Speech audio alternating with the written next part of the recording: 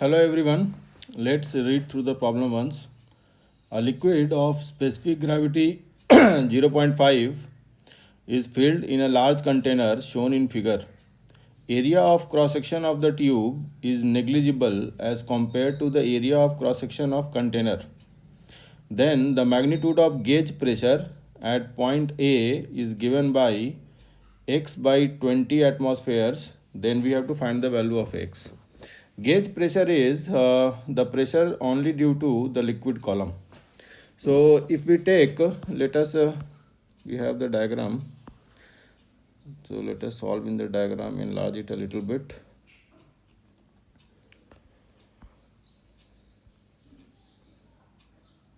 So if we take a streamline starting from here, and this streamline will enter the tube, then it will pass like this and finally exit at the bottommost point like this. So the velocity at the point A and the point of exit, let us call this point of exit as B.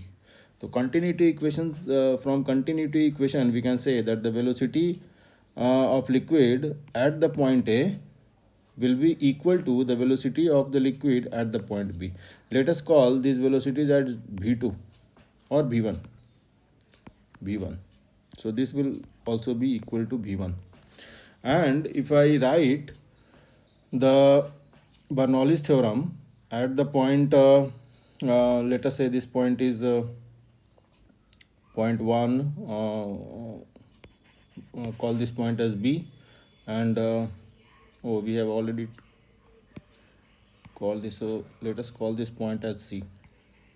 So between, if I write the Bernoulli's equation between point B and C directly, then we will be able to get the velocity of a flux V1.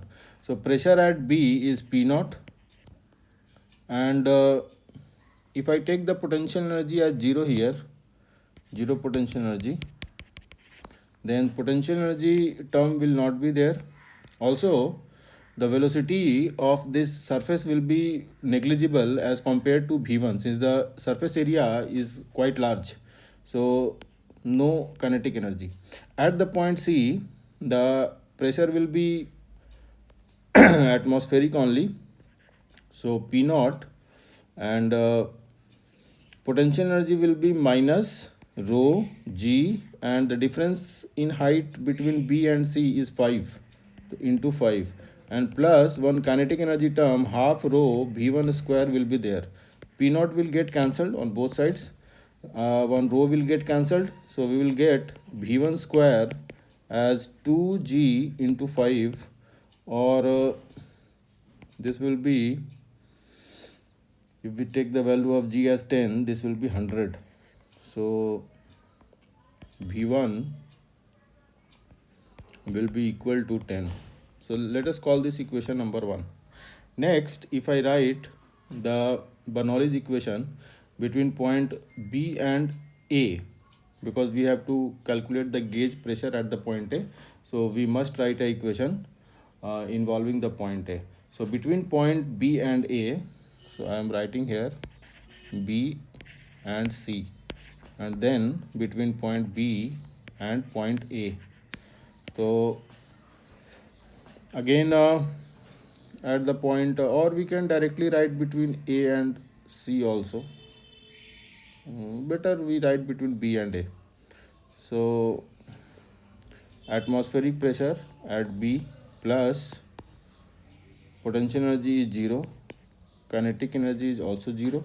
This should be equal to the pressure, whatever pressure there is at the point A. So total pressure at point A, and compared to point B, the point A lies 2 meters above. This height is 2 meters. 3 minus 1, it will be 2 meters. So plus rho into g into 2, and plus half rho V1 square. So we will get P0 minus PA as equal to 2 rho g and plus half rho v1 square was 10g or 2 into g into 5. So half rho v1 square will be half rho, and v1 square I am writing directly 2 into g into 5. So 1 2 will get cancelled. So P naught minus PA. Actually this is the gauge pressure. So this will be equal to 7, 5 plus 2 7 rho and g. So if we put in the values, we get 7 into specific gravity 0.5, it is given. So the density of the liquid will be 500. So 7 into 500, and acceleration due to gravity is 10. So this value comes out to be 70. 7 into 5, this will be 35, and 000. And this can be written as, in terms of atmospheric pressure, this can be written as 0.35 into 10 to the power 5 Pascal. And 10 to the power 5 Pascal is approximately 1 atmosphere. So this will be 35 by 100 atm. And on simplification, this 35 by 100 can be written as 7 by 20. So 7 by 20 atm. So this will be the gauge pressure. And if we compare it by the given quantity, that is x by 20 atm. So on comparison, we get, if we equate it to x by 20, we get the value of x as 7.